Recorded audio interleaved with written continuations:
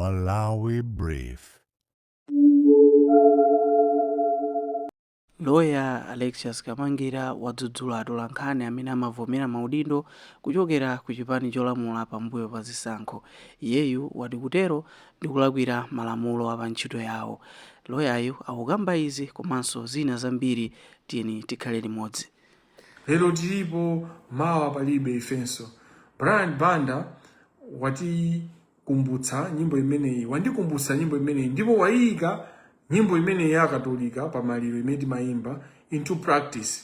And chimozimozi ndimanena padzana apo kuti the same way Saulos Klaus Chilima anapitira, lero tilipo mawa palibe. Saulos Klaus Chilima ananyamuka ndi ndegeja kuti akupita kukamuyika nzake, osaziwa kunena kuti ndegeja ndimene takhalenso chomutengera apita sakubwereranso ku nyumba. The same way Brian mene wapitira Brian Banda wapita modabwisa kwambiri. Brian Banda munthu mmene amakhalira munthu wina ndi wina, munthu wina lese sitinganene kuti sanadwalepo Brian anali tikhala kuti tikunamizana. Brian amene akumuziwa, amene tikumuziwa timaziwa zoti amatha kupita ku chipatala, mene amachitira munthu kuti pena pake akamupime, pena pake amuthandize, pena alandire ndithu mapanado omwewa kutani umenewo ndio unali umoyo, ndipo umoyo wa masiku ano ndi choncho ndithu, mavitamini ndithu amenepo chancha. But one thing that is clear is how energetic he was, how he was always fit, how he was taking care of himself. I think the last 5 years, if not more, of his life, singona tatango yamba kukumana ndi andale acha. Amai just Banda kukalowa ku State House kuja, he started paying particular attention to how he looks. Like umachita kuona kuti munthu yakuzisa malira ndithu, munthu apanga pay attention. But behind that, behind kuzisa malira kwa maonekedwe kumene timakuona, Brian iso amazisa malira maendedwe yake, madyedwe yake zosiyana-siyana. Chifukwa chonena zokuti he was a publicly exposed person. Brian Banda was not an ordinary person. He was not an ordinary journalist. He was not an ordinary human being. Chifukwa chonena zokuti journalism imene amapanga ija anali munthu onena kuti amatha pa live pacha kumuyankhula munthu, kumfusa munthu kuja ndikuva kupepera munthu chakumva kuti uyu ndo andipeperesa. Ndiye akakhalanso andale amatha kusungira chani chinkwiyo, ndiye chamazo kuti anthu asuti amandikonda, ata kundisekerera pa kamera chifukwa kuti amalawi so akuonera TV. Koma kumbaliku when the camera is shut, amene uja amatha kumalandira majani ma threat. And then this is worsened by pakakawoti ziko lija likusintha regime, kena kupeza kuti iwe mtolankhani amene umapanga cover, mene umapanga coverage muja iwe umapanga zoti zamene zimaina kukhalira ndithu, ndipo zoyenera kunena kuti anthu kuziona bwinobwino, ndipo anthu aziona mene zilili, kumapanga expose whatever. What for instance, what popular interview where Honorable Dausi says, iweyo Brian, iweyo kuti ife tichoke mpomo unamangisa mmozi mwa iwe ndiwo Brian. That was not a joke. He was discussing a capacity of media, and that's what media is supposed to do. It exposes my politician. It's supposed to expose the realities of life. And kuvutika leadership, yukanika. And Brian had that capacity. We can't take away that. We can't take that away from Brian. And Brian Banda was that kind of a journalist. Within that, ziko lijano kabisa kuti amene amanenedwa kuti amangidwa expose kuna kuti akukanika kulamulira dziko, then atengano ena ajakwa, then mtolankhani amene amathandiza kuwunikira anthu kuwaonesa kuti zinthu zikuvuta apa kapena kuwathandiza adindo aja kuti akhale accountable, apezeke kuti so wapezekano ku State House, kapena wapezekano kuti walembedwa ntchito ndipo malabwera anyu whatever circumstance, zimene zijazo zimalowesa nthenya pa journalism, zimene zijazo zimalowesa chikayiko pa atolankhani, kuti kodi atolankhani akamakhala kuti akunena za zinthu zoyipa zimene zikuchitika mziko, kulephera kwa boma linake, amakhala kuti akuzigulira malo. Izi ndi reality, ndi zimene kuti na Amalawi tina nena unati antambo sumaina kupanga izi sumaina kupeza kuti basi mwadumphano mwayamba kukhala anduna muboma la tonse siza nkhani si Brian yokha kapena ma journalist okha koma ndi wina aliyense kuti pamene anthu ali pa position of influence, position of pushing a narrative, a position of informing the masses, and if they're informing of the masses, keeping Malawians informed, or encouraging Malawians to pursue their rights, kuti alandire maufulu awo zimene zijazo zapasa position ya power ndimwapeza kuti boma lina likugwedezeka adindo ena akugwedezeka then adindo aja amene anagwedezeka aja chifukwa cha nthenya ndi zina zosiyana agwa then kina kono anthu amene ajawo kanda mu civil society kapena ndi akapeza kuti akweraso ngalawa ina zimenezo zimalowesa chibwana mu journalism. So zimenezi Brian anapangapo katatu. Joyce Banda atatenga udindo anayigwira ntchito nda JB kujeni kuja aja igamwe anabweraso ku journalism ku media kumagwira ntchito ngacho. Kenako tonse ija anakakhala ku State House kumene kuja mukuziwa kuti mpaka anakathira ku China atamutuluka kumene kuja. Ababaso adivya abweraso the same thing happened. So we can discuss how brilliant as a journalist he was fearless, but we should not also forget that he was anali muntu wajera Brian Banda anali muntu amene amagwisa ntchito position yake ya public kutekera kwake ma private institutions aja kuti kumapeto kwake chinthu chinake chabwino chikachitika dziko likasintha iye uja akhale pabwino. Izizi ndili andi zolakwika zimene zizika chinakathe Maulidi amene agenda azinzanga chinakathe Maulidi anali azinzanga ntero pano ali mboma ndi anthu one kuti ndi State House ungapange richa anthu amene ajawo komano tikugwira ntchito ku parliament kuja amene achinakathe ajanali ma journalists amene maitana ku Times maziwa kuti Kathe akatenga cholembera akati apange report Kathe amatha reporting which is good, but the moment now DPP comes about then you go State House you undermine the brilliant work that you have been doing, Kathe. You know, you undermine the work that you have been doing. Zimene zizo manena kuna kuti I wonder msisha asanga ambassador. Wanda, you undermine no matter what differences I have with Wanda and these differences remain. You are a journalist that people look up to. And you stood out. You stood out. You stood out. And you don't stand out just because you are the only people that are brave. You are the people that also have found the opportunity.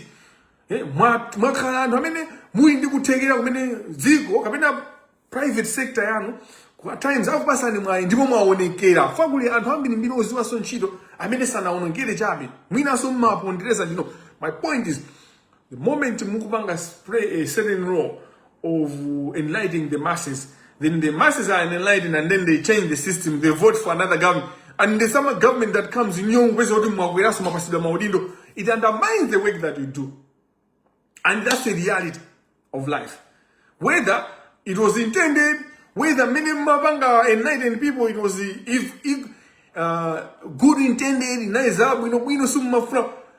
fact that you later on, it undermines the work that you do. So it's easy for Brian Banda, that is his professional. He wasn't professional. By that fact, he wasn't professional. That undermines Kathe Maulidi as a journalist. That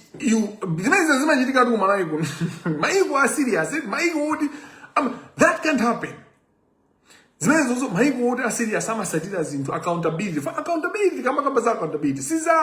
My public officers can do in aliense position ka charity ka private sector woman now call accountable. This isn't the fact you know. Muma kanika kuti mubange hold and accountable. Chifukwa chona zoti mama mwana inu tikangupasani ka ulindo akabasi musiya kuyakula muti joiner. You know, if you can't defeat them, join them.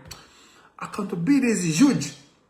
So imagine wonderful the msisha ndikumva zoti panono mukufuna kukana kapena makana zimene mpanga Brian zimene maona kuti ngozi anthu wani njoka. When you come to the camera it's difficult. You have tainted your image. Mwapanga maikanthenya pa career yanu chikhulupiriro cha Malawi mwachipasa nthenya. This is the reality and we have to say these things. Umakoda kunena anthu omwalira And they are part of our lives. If we can't say good things about them, if we can say good things about them, then we can say bad things about them. But if we can't say bad things about them, we should not even talk about their bad good things, because we can't be selective. Sivingama sanki zwanga ya sanga ziyankhulire fana iyayi munthu kakhala moyo muja zimene kupanga lero zimene zimaza kuyankhulira utamwalira. Your actions today speak for you when you die. Zinthu zimene kupanga lero ndi zimene zizakuyankhulire. Ngati kupanga zoyipa anthu azayenera kuyankhula zoyipazo ifa zimene zozo zimene kuyankhula kwa iweyo ndi kwa lero. So zimene tikupanga lero, these are the things that we're going to speak for us when we are dead. Akamangira ena kufokuza kukasa akamangira ena ine sinzakhawa muyaya inu sinzakafoma konda akamangira iwe ukazanga bwera kumala anthu azakumaliza anthu azakukanganira inu ndinkhani imene amene azandikanganire nthamu yaya azakhala zaka 200 sangakwanise or 100 leso. In fact anthu amayiwala kunena kuti anthu ticha kukanganana kukangana kuti wina akufuna kuti akukanga akugwire iweso kumugwira mwansanga ndikumukhazika basi kukhaso kuti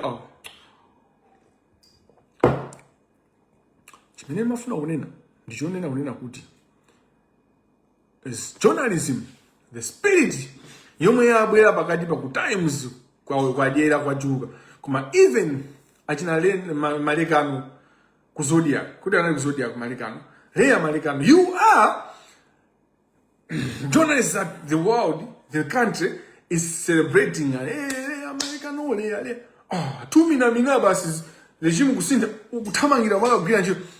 It undermines you guys. Going back to the media, that will just show how poor our media is. Brian ajamajoka ku times ja basi abide kwa mai just but abide so time kena abide so wa kutosa alafu abide so abide so zingo one samene poor our media, how compromised our media is. That's why reporting yanu is poor. Reporting yanu imangana kuti kumazita za sinta. Exactly. This shows that Malawi is a crime scene, as Pido is saying. Ndokawa amene ali mbuli komanso amene ali okufa. Amene amakhala kuti ndamoyo maonekedwe jabe koma ndakufa muzimu ndakufa mmachitidwe mmaganizidwe nda amene amakhala kuti basa akususa zimene ndikuyankhulazi.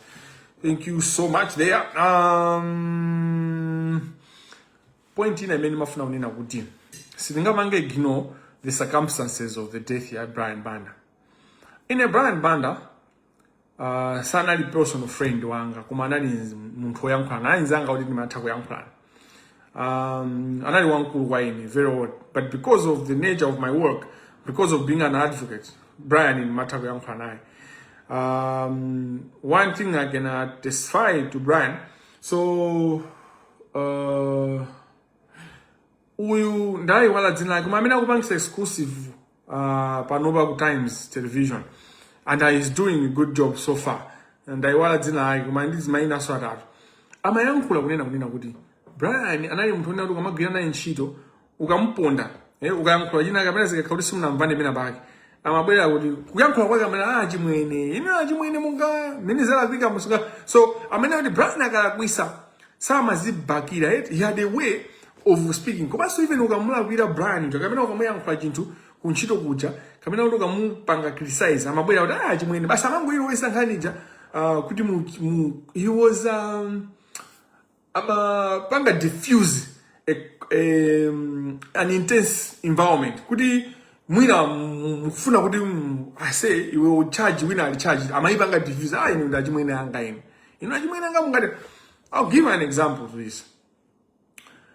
This year napanga interview I did Daniel with Brian in my uncle. He wasn't my personal friend because he was older and all that, and we were walking different paths.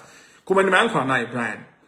You know, some people will be surprised, but I would talk to Brian. I talk to many people.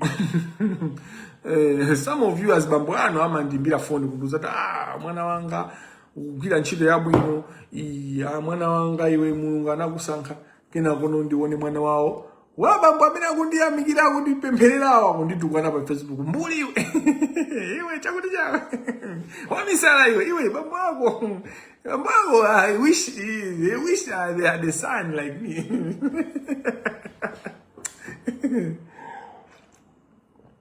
Brian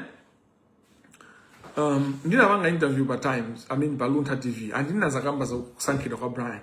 Kuti Brian anasankhidwa molakwika ku MBC. We can't ignore that. Brian was just amene kusankhidwa before analibe ma qualifications oyenera. And there's a reason why a country my positions ngaramea jama kandi yani ndima particular amakandi CV kuti wena upange ichi ukhale ichi bani anasankhidwa molakwika not only because sanali ndima komanso panalibe process yomusankha. There was no process at all. Komano atamusankha Brian uti ife tinayankhulabe ngakhale Brian anayanza tinayankhula. Then there was a time that ineyo ndikafuna kuti there should be a certain issue that the MBC should follow up. Then nayimbira Brian ati ndayimbira. The first thing Brian said was, akamangira. Kuda akamangira, chifuwa jana. Achimwene nda achimwene anga. Kudi imiyo, antwana ngundi tumizira kutumbanene. Achimwene anga. Ngati kuika, osa ndiuza bwanji. Inu nda achimwene anga. Musa mabange zimene za achimwene anga. Ini ndi kuti pamene ndikunguja. Kaka. Ndikungoseka. Ne, Brian ujamene akadamu. Aipange emphasize point. Inu nda achimwene anga. So, I was, okay, normally, when I do my job, when I speak about someone and an injustice, I brush them off. I say, no, this is my work. You can't tell me how to do my job. Just like Brian, if he's on air, he's doing his job or he's going pissing at director. That's his job. The way Brian said,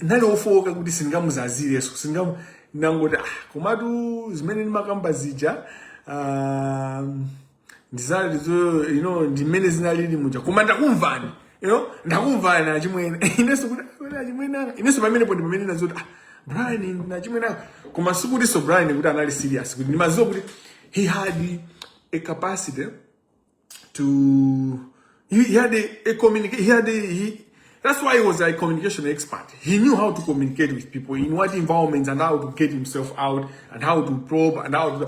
When it's time to be confrontational, he was confrontational. When it's time to diffuse the situation, he would diffuse the situation. So with that skill, take that skill into your head. The death of Brian, when you look at it, and you can kunena kuti MBC itamanga post ulendo wa ABM obida ku South Africa umene zinali zoona anthu anakwiya chifukwa chofuna kupanga control social hygiene MBC ja kumapanga zimene ikufuna ozokomera ina ake amene amaona ngati zizokomera osati kukomera dziko osati kuti information izipanga flow like water in a river, like a river dingote ndipamene nozikumvekazi zonena kunena kuti anakalipidwa Brian ngati mwana ndipo anauzidwa kuti iwe kuchosa ndipo tikumaliza ndipo iwe tathana nawo. Knowing Brian and his situation zisadukha kuti mwina anataya mtima ndipo izi ndi zimene zamaliza. Chimene chili choopsa ndi background imene ndakuuza kuti Brian was a communication expert. Brian had capacity to diffuse the situation. Ndikuti anayankhula ndi minister jaka ndi whoever was threatening anayichisale kanaenda ndikumukoma anamuuza kunena kuti iweyo ndikuti basi wetathana ndikuti anakumanaso ndi anthu ambiri achipani kumutukwana iwe Brian ndiwe ndani we nakutenga iwe posasamba kumunena za mimi. There's so many things that more likely Brian had faced, and this finished him off as a person and all that. But I think Brian chimene chinamaliza kwambiri was the fact that going to MBC kuja, he took risks. He took risks. Kumene kuja sikwa chibwana andi walandira manje zitonzo zokwani ndi anadapo kuti ndi ineyo ndithawira kuti fa umafika pena pake moyo onena kunena kuti amene umaona kuti ndazinzako amene umaona kuti ndabwezi ako ndi amenenso akuukira ndakulakwira chiyani iwe fuko langa ndakulakwira chiyani iwe fuko langa fuko langa lokondeka iwe mtima uku wawa bwanji tandiyankhatso panoli ine ndinakutulutsa mdziko la ukapolo nanga iwe kunditukwana kunditirana kundisemera mtanda. Brian anaona kusemeredwa mtanda ndi abale ake amene akunena kuti pamaliro paja taziwa kunena kuti actually anthu aja amagwira ntchito limodzi.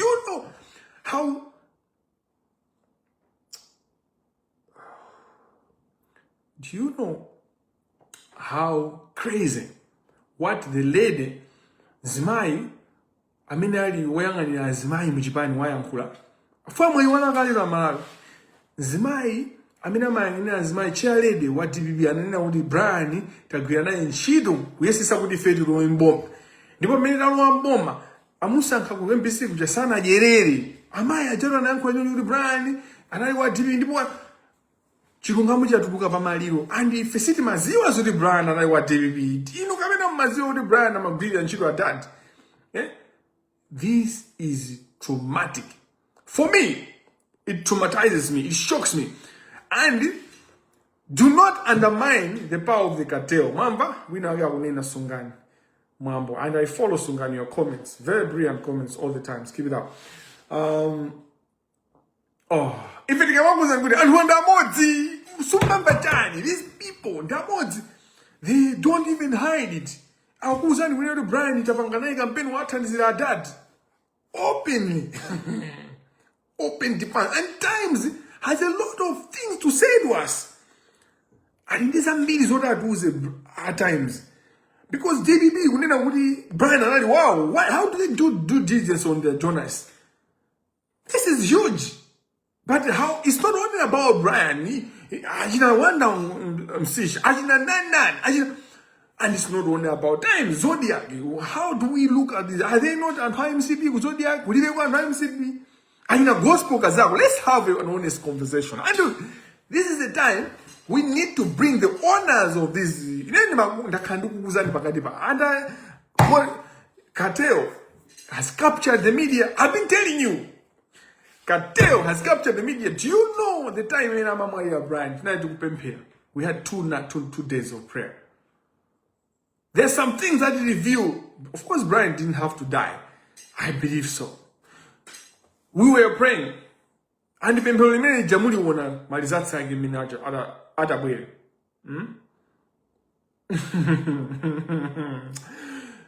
I was an open with Brian and I want to give what to my time is like Kumasana Jere, one will get a chito, Missing Gabo, Kumasana Green Chito. Brian. Zimene mabanga what is zimene mabanga ina wonderful sisha ife tikamani kwa hiyo DVB hawaye kama ngira haipa Facebook ungo yangu. Everything that I've told you Malawians is true and it comes out no matter how long it takes. Muninditsoka chifwa mandika ikira muninditsoka ifo ti sumafuna kumbesa ndi muninditsoka ifo mango kala.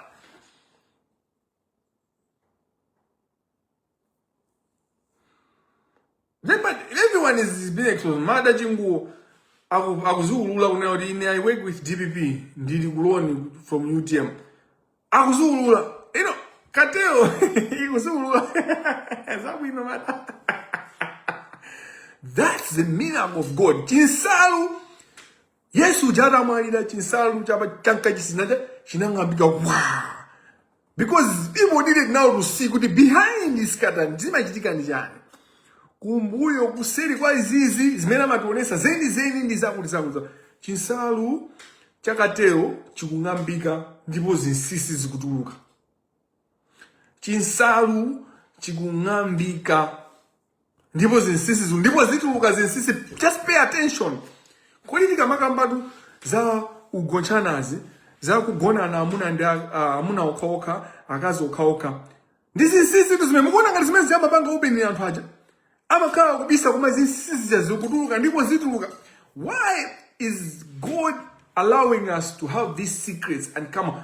Is to empower us. And who are just sangama to be serious, sangama to namize, guys, busa usiana siana menali involved. Izobeza ora kugona amuna nza kugwirira na amuna. Akuma kugwirira even zomwe timakamba za bushiri. Mena magwirira azima, magwirira ana, amagona so amuna. Zimene zimunga funa kuti anthu achati avule basi akhale mblanda Asakaiso ni mphamvu yomati puse. Fama kaya ni mphamvu ifa sumaziwa. But the moment you know who they really are, the moment you know who they really are, they lose their power, they lose their sting, they lose their trickery. Sanga kupanga some trick. That's what we're doing. And hey,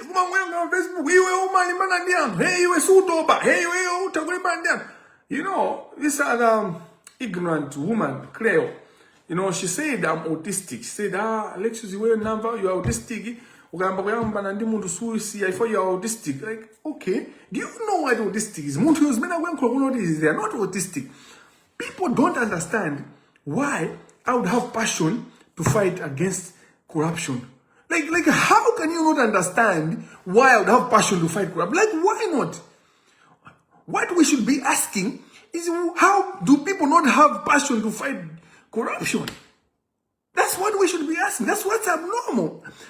I wonder, why do people find it abnormal that I am so passionate, I can leave everything to fight corruption?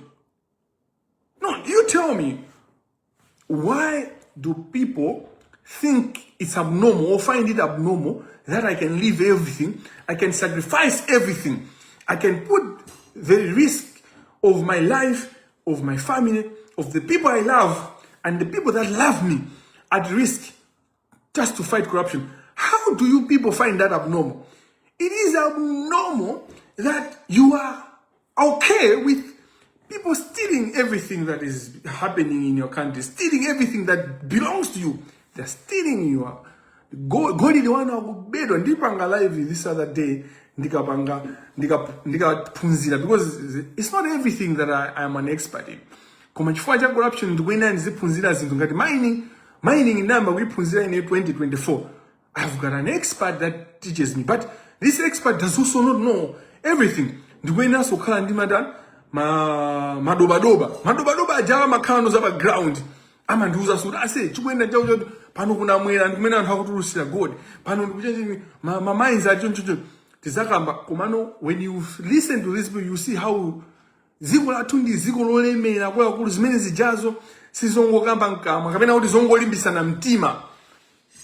Akamanena unena kuti Malawi ndiolemera, Malawi indi ma resources okwanira, sizongotilimbisa mtima ndizoona koma ma resources aja anthu ena akakupanga ango ineyo. This is it. Anthu amayankhula mopusa kunena kuti iwe palibe dziko limene sikumaba. Anthu satani kwa island kumene ndili kuno ku Europe kumene ku America mazoro ndi anthu akaba amakhaudi, even ku China akaba amakhaudi aba ma profit saba mpamba wa dziko. Hello, you know, so the difference is anthu maiko amene ndili kunoko aku Europe, maiko kunoko aku UK kunoko, ku China, ku America, maiko olemera, rich countries. When somebody is caught in corruption, amakhaudi akuba ma profit, not capital ya dziko. And akaba ma profit odu akangoziwidwa amamangidwa. No one gets away with corruption in all these countries. And hey, you palibe dziko limene sikumabedwa. Anthu akagwidwa amamangidwa. China ndicho nina unena kuti amakhala kuti aba profit saba capital. You know kumalayi kucha capital tu tinamalizatu anthu anagawana panoba tumakatenga ngongole ndikumabaso ngongole ija. So we are in negatives. Negative just to give anga times. Negative. We should all leave everything and fight corruption. That's what I'm telling you. Muna akakhala kuti mmakonda Malawi, makhala mazikonda inu nomwe. Ine sindimamvetsa kuti chimene ndimapicha mtima ndikuona anthu ndi wanji osazikonda ndi omwe. Ndinu anthu wanji osazikonda ndinu nomwe chifukwa inuyo kumasekerera akatangali, kumapembeza anthu akatangaliwa, peseka kuti mukuti nankatitani palibe chino ungapange kamangira mene unayambira kuyankhula mucha palibe chimene chachitika. Ndikufuna kuti maiki amveke sinankha Onesimus. Come over baby, suzajedwa tabwera baby, suzajedwa baby.